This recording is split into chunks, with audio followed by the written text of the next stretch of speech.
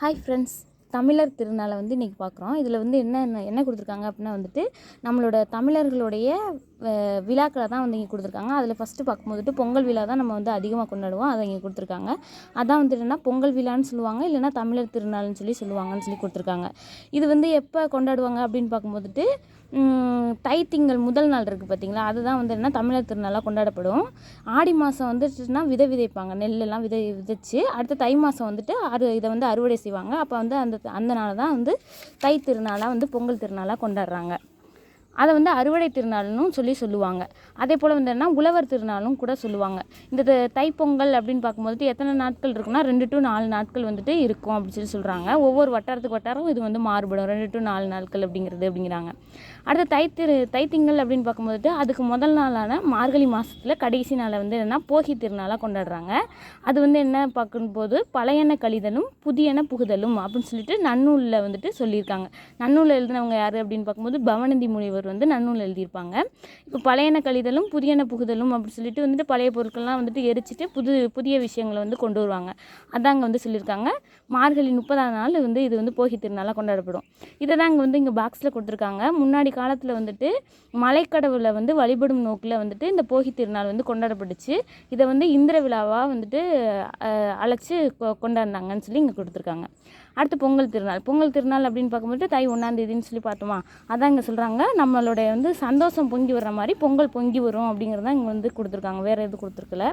அதுக்கப்புறம் வந்துட்டு இங்கே ஒரு பாக்ஸ் கொடுத்துருக்காங்க. அது என்னென்னு பார்க்கும்போது தை முதல் நாள் வந்து திருவள்ளுவர் ஆண்டுனும், அதே வந்து தை 2ஆவது நாள் வந்து திருவள்ளுவர் நாள் அப்படின்னு சொல்லி கொண்டாடுவாங்க. இப்போ வந்து ஃபஸ்ட்டு இயர் பிறக்கிறதா ஞாபகம் வச்சுக்கோங்க. அப்போ வந்து தை 1ங்கிறது வந்துட்டு திருவள்ளுவர் வருஷம், திருவள்ளுவர் ஆண்டு. அடுத்து வந்துட்டு செகண்ட் டே வந்துட்டு திருவள்ளுவர் நாளாக வந்து கொண்டாடப்படுது. அதுக்கப்புறம் வந்து மாட்டுப்பொங்கல். தை 1 வந்துட்டு தமிழர் திருநாள் பொங்கல் திருநாள் கொண்டாடுவாங்க. தை 2ஆவது நாள் வந்துட்டு மாட்டுப்பொங்கல். அது வந்து என்னென்னா நம்மளுக்கு வந்துட்டு மாடு தான் வந்துட்டு எல்லா வகையிலையும் வந்துட்டு உழவுக்கு வந்து ஹெல்ப் பண்ணக்கூடிய ஒரு விஷயம். அதனால வந்து அதை வந்து போற்றும் விதமாக வந்து இந்த மாட்டுப்பொங்கல் கொண்டாடுறாங்க. இப்போ மாடு அப்படிங்கிறதுக்கு வந்து செல்வம் அப்படிங்கிற ஒரு பொருளும் வந்து இருக்குது அப்படின்னு சொல்லியிருக்காங்க. மாட்டுப்பொங்கல் கொண்டாடுவாங்க.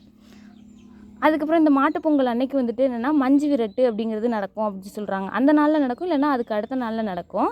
இப்போ மாட்டுப்பொங்கலுக்கு வந்துட்டு ஒரு சில வேறு பேர்கள் இருக்குது, ஒவ்வொரு இடத்துலையும் ஒவ்வொரு மாதிரி சொல்லி அழைப்பாங்கன்னு சொல்லுவாங்கள்ல, அந்த மாதிரி கொடுத்துருக்காங்க. மாடு பிடித்தல், அதுக்கப்புறம் இந்த ஜல்லிக்கட்டு, அதுக்கப்புறம் ஏறு தழுவுதல் அப்படின்னு சொல்லியிருக்காங்க.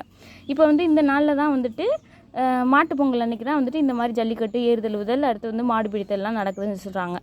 அதுக்கப்புறம் காணும் பொங்கல் அப்படின்னு பார்க்கும்போதுட்டு நம்ம வந்து உற்றார் உறவினர்களோடையும் நண்பர்களோடையும் வந்துட்டு பேசி பழகுறது தான் வந்துட்டு காணும் பொங்கலாக வந்துட்டு கருதப்படுது.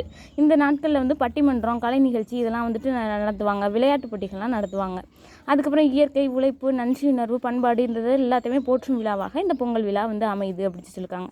இங்கே ஒரு பாக்ஸ் கொடுத்துருக்காங்க. அது என்னென்னு பார்க்கும்போது திருவள்ளுவர் வந்துட்டு கிமு 31ஆம் நூற்றாண்டை சேர்ந்தவர். அப்போ திருவள்ளுவர் ஆண்டு கண்டுபிடிக்கணும் அப்படின்னா வந்துட்டு 2018 அப்படின்னு சொல்லி இங்கே கொடுத்துருக்காங்க இயர். அதோட ப்ளஸ் வந்துட்டு 31 கூட்டணும் அப்படின்னா வந்துட்டு 2049 தான் திருவள்ளுவர் ஆண்டு. இப்போ உள்ள இயரை கூட நீங்கள் எடுத்துக்கோங்க. எடுத்துகிட்டு வந்துட்டு ப்ளஸ் 31 கூட்டினீங்கன்னா உங்களுக்கு வந்து திருவள்ளுவர் ஆண்டு கிடைக்கும்.